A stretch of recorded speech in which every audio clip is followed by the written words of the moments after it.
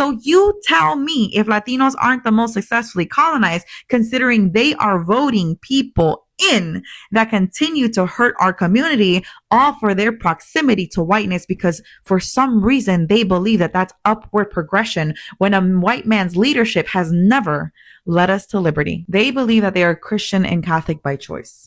And it's not by choice. It's by observational knowledge and colonization. The people around them were Christian and Catholic. They believe that their religion is the optimal religion and will not study other ones because that goes against their primary quote unquote belief. But it's not their belief. It was the colonizers' belief, because when the Spanish came with a Bible in one hand and a gun in another.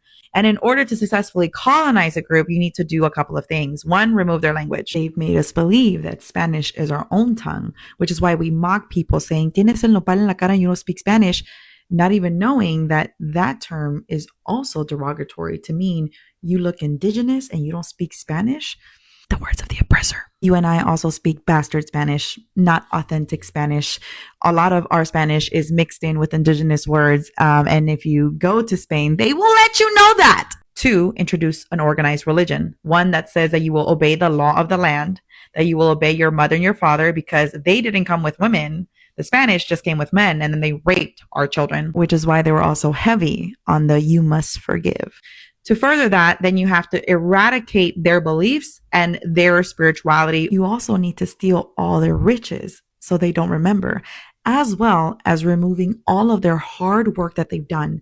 We know the Mayans were leading in astronomy. So they burned books, they remove all the monuments that they had, and they stripped them away from everything that they knew. Then they create a caste system. One where they say that the lighter you are, the more intelligent, the more powerful you are. And they do this because they created a white Jesus, when we know the Bible says that Jesus had bronze skin and hair of wool. Last time I checked, white people don't have hair of wool. They don't. Black people do, though.